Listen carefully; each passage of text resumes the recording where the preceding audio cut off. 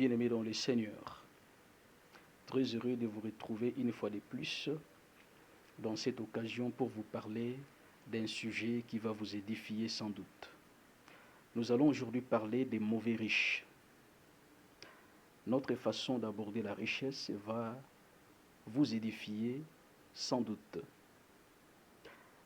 La richesse, bien-aimés dans le Seigneur, c'est défini comme ce que nous avons et ce que nous sommes réellement. Donc, là, quand on parle de la richesse, on voit l'être et on voit les avoirs. Et on distingue deux sortes de richesses. Il y a la richesse matérielle et la richesse immatérielle. Et lorsque nous parlons de la richesse matérielle, ce sont les avoirs tangibles, c'est-à-dire lorsqu'on voit par exemple les immeubles, lorsqu'on voit des voitures, lorsqu'on voit l'argent, là on parle de la richesse matérielle.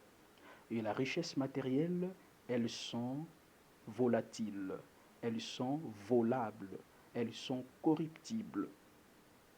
Lisez Proverbes chapitre 27, versets 23 à 24. Et la deuxième sorte, c'est la richesse immatérielle. La richesse immatérielle, ce sont des vertus, ce sont des qualités que nous avons. Bien-aimés, les qualités que vous avez, les vertus que vous possédez, sont également des richesses qu'on ne peut pas toucher. Et dans notre optique, lorsque nous parlons des richesses immatérielles, nous voyons le 9 fruits de l'esprit. Donc nous, dans notre exhortation, lorsque nous parlons des richesses immatérielles, nous parlons ici des 9 fruits de l'esprit. Le 9 fruits de l'esprit, parmi les 9 fruits de l'esprit, nous avons l'amour, nous avons la joie, nous avons la paix, nous avons la patience, nous avons la bonté, la bénignité, la fidélité, la douceur et la tempérance. Donc l'amour est une richesse. La patience est une richesse. La fidélité est une richesse. La douceur est une richesse. Et il y a quelque chose que vous devez savoir, parce que le richesse matérielle ne donne pas les richesses immatérielles. Ce sont plutôt les richesses immatérielles qui donnent des richesses matérielles. Par exemple, l'argent ne peut pas donner l'amour comme fruit de l'esprit. C'est plutôt l'amour comme fruit de l'esprit qui peut donner de l'argent. Et le diable, bien-aimé dans le Seigneur, le diable ne peut pas vous donner la richesse immatérielle. Il peut vous donner la richesse matérielle, c'est-à-dire il peut vous donner la voiture, il peut vous donner, n'est-ce pas, un immeuble, il peut tout vous donner, sauf la richesse immatérielle.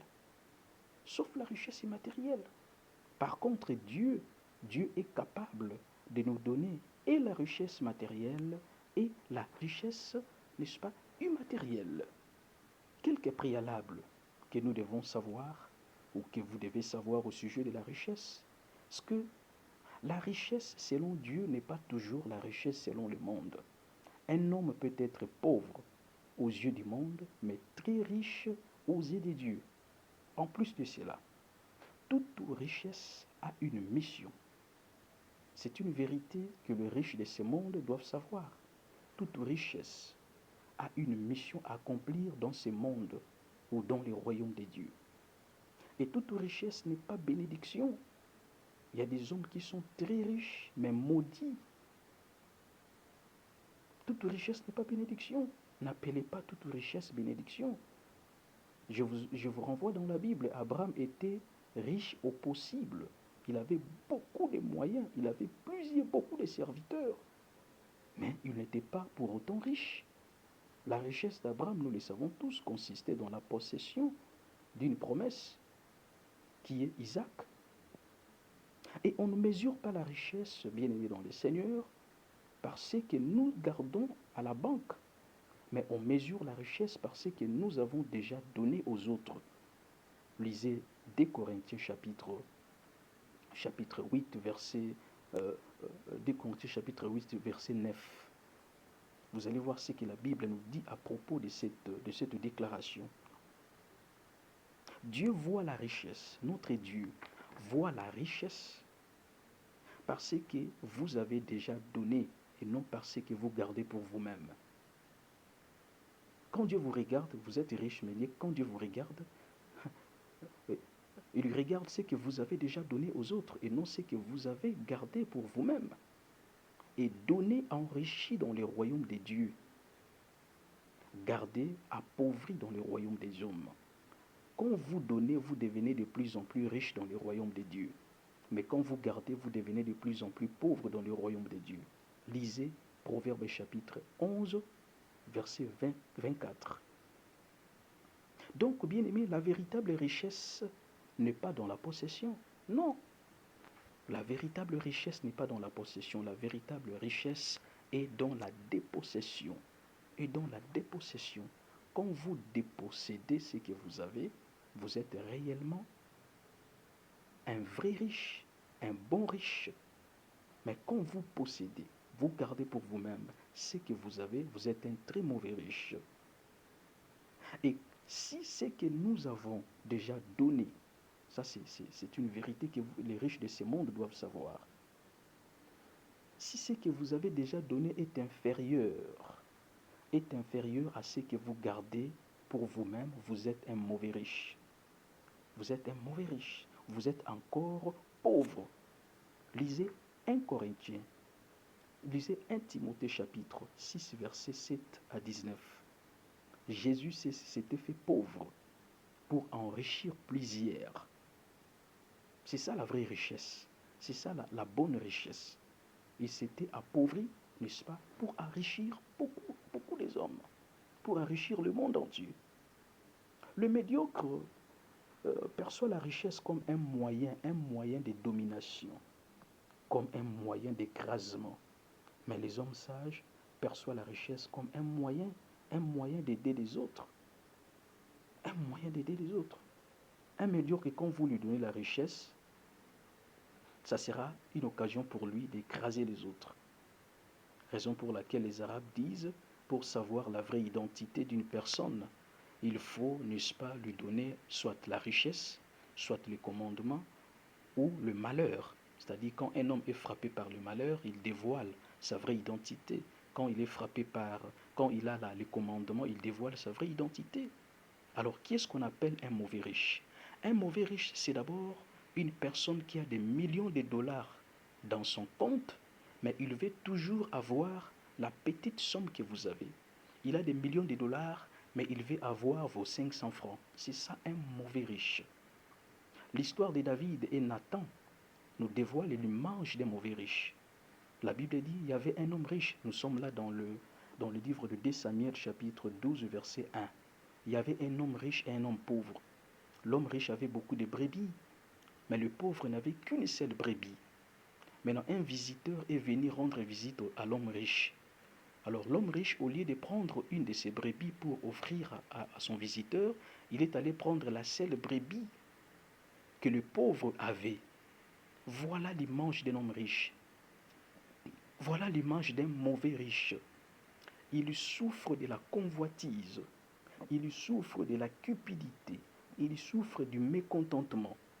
Même si il a reçu, il a des sommes, des millions, des sommes monumentales, il ne sera pas toujours content. Il va toujours chercher à avoir ce que vous avez.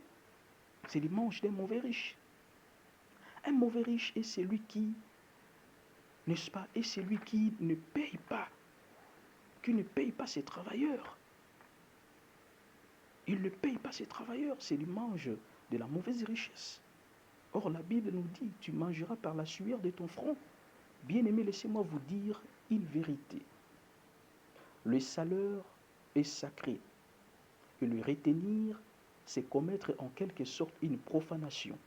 Lorsque vous retenez les salaires de vos travailleurs, vous commettez la profanation parce que le salaire a un caractère sacré. Et quand vous ne payez pas vos travailleurs, bien évidemment, Seigneur, vous êtes un mauvais riche. Vous préparez votre propre chute. Vous préparez votre propre chute.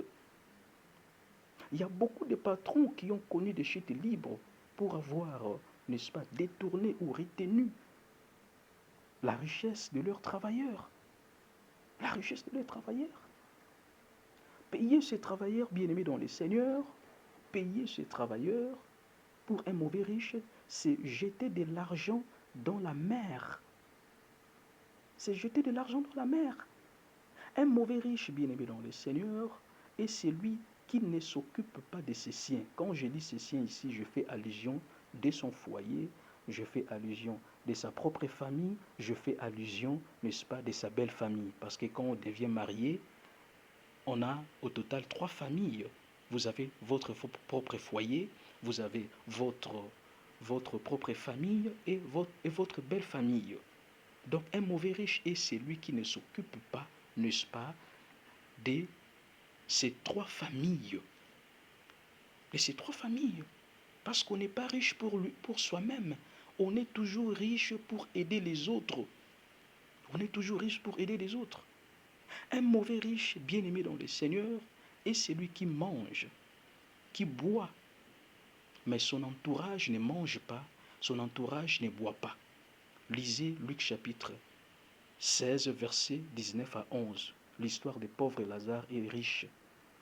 C'est-à-dire, son entourage ne se retrouve pas, son entourage ne mange pas. Cependant que lui, il vit dans la jouissance, il vit dans l'opulence, mais son entourage souffre. 1000 morts, c'est lui mange d'une mauvaise richesse. Un mauvais riche bien-aimé est celui qui appauvrit les autres, qui cherche à appauvrir les autres. Il veut toujours être supérieur, il veut toujours être adoré, il veut toujours être, n'est-ce pas, au-dessus des autres. C'est-à-dire, il veut toujours que les autres dépendent de lui. C'est ça le manche des mauvais riches. Un mauvais riche bien-aimé dans le Seigneur est celui qui cache, qui thésaurise sa richesse. Bien-aimé, la richesse n'est pas faite pour être gardée. La richesse est faite pour aider ceux qui souffrent.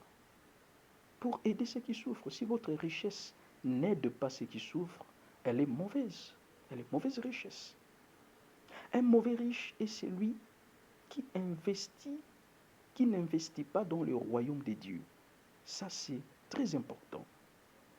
Au départ, j'avais dit, toute richesse a une mission. Votre richesse a une mission.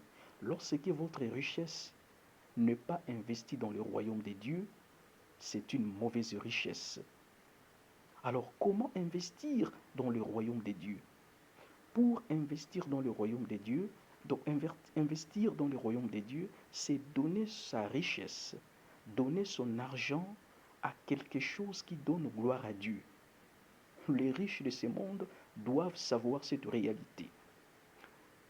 Si vous voulez investir dans le royaume de Dieu, vous devez donner votre richesse à quelque chose qui donne gloire à Dieu. Les personnes qui ont de mauvaises richesses, ce sont des personnes, n'est-ce pas, qui investissent leurs richesses dans des choses qui donnent gloire au diable, dans des choses qui iront en enfer. Oui, si vous voyez une personne donner des sommes colossales d'argent aux choses qui iront en enfer, vous devez savoir que ce sont des mauvais riches. Ce sont des mauvais riches. Ce sont des personnes qui ont de très mauvaises richesses. Alors, quelles sont les conséquences, bien-aimés, de la mauvaise richesse? Vous allez lire Matthieu chapitre 19, verset 24. La première conséquence, c'est que Dieu prendra la richesse et il la donnera à une autre personne. Ceci nous renvoie à la parabole du talent. C'est-à-dire celui qui avait reçu un, il avait gardé, mais ceux qui avaient reçu 5 et les autres, ils avaient, n'est-ce pas, multiplié. Donc la richesse, elles ne sont pas faites pour être gardées. Elle est faite pour être, n'est-ce pas, multipliée. Et multiplier la richesse, c'est la donner aux autres, à ceux qui souffrent. Deuxième conséquence, c'est une conséquence générationnelle. C'est une conséquence générationnelle. Il y a des gens, n'est-ce pas, aujourd'hui qui souffrent parce que leurs parents étaient des mauvais riches, surtout s'ils portent le même nom que leurs parents. Donc, ça a des conséquences générationnelles. Ça a des conséquences générationnelles. Vous allez lire dans Jacques chapitre 5, versets 1 à 3. Donc, la deuxième conséquence, c'est que votre génération va subir les conséquences de votre mauvaise richesse. Et la dernière conséquence, c'est le lieu de tourment. La mauvaise richesse va vous amener au lieu de tourment. Au lieu de tourment. Alors, pour conclure, bien-aimés dans le Seigneur, nous disons que la richesse que vous avez a une mission que vous devez découvrir. Si vous avez, n'est-ce pas, découvert la mission de votre richesse, vous deviendrez un bon riche. Vous deviendrez un bon riche. Mais si vous ne connaissez pas la mission de votre richesse, vous serez toujours un mauvais riche. Vous serez toujours un mauvais riche. Un mauvais riche.